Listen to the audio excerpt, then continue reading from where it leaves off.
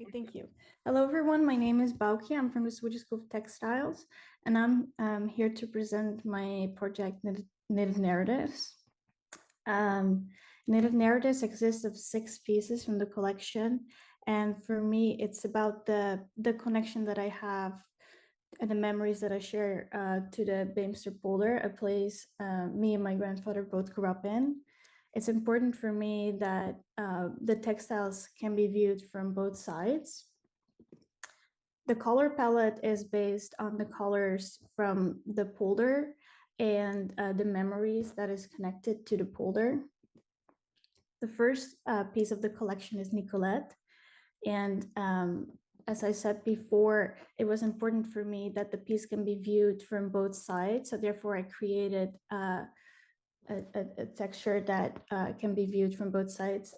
This one is knitted on the silver reed. It's hand knitted. It's pretty long. It's around 15 meters long. And the colors are inserted through a technique from plating. Initially, I wanted to dye the piece.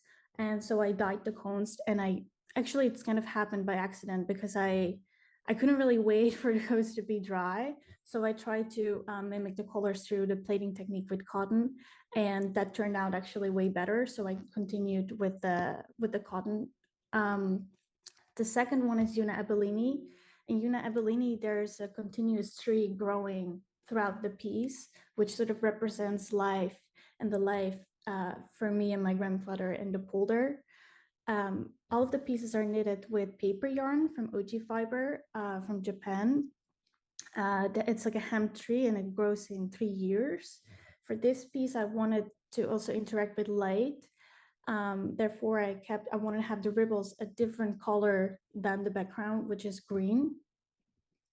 In this piece, Amaya is about the water levels, as where the place is under sea level. So we as humans really have to control the water. Therefore, I really wanted to mimic the water levels. And in this sculpture, people can also take out the sticks and place it somewhere else to control the water level. I wanted to mimic the water waves. Because knitting with paper yarn is a bit difficult as it doesn't really have as much stretch. So therefore, I twisted multiple yarns together to give it a bit more stretch.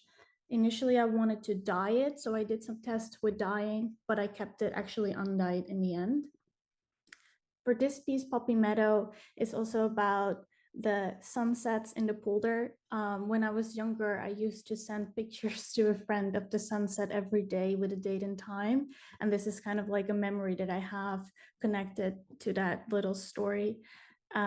It's knitted on a stole, and I wanted to have it with origami foldings as the polder is also very much divided into very specific blocks, and it interacts with the light through the pointelle textures. I dyed it. I did some dye testing, and I went with the dip tie in the end.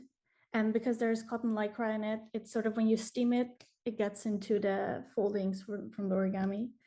This piece is called Zimzi, and Zimzi is inspired by the grass and the texture of the grass fields in the polder. It's also done with paper yarn and with wool, and then I washed it, and after that it got like a different texture, and it sort of blossoms in a way in like a beautiful piece. And when you touch it, you can really feel the texture of the grass and the nature. This piece is Lily, and Lily is inspired by architectural and the landscapes in the polder. I wanted to challenge myself in really making something out of 100% paper yarn, and I did. And but I wanted it to be lightweight and also very transparent, so it could move with the wind, and you could still see the landscapes in the back.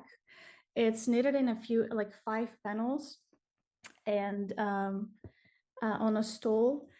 And I did some testing before with how I wanted my waves and where I wanted it to be placed, and how to give the full transparency also with the thickness of the yarn.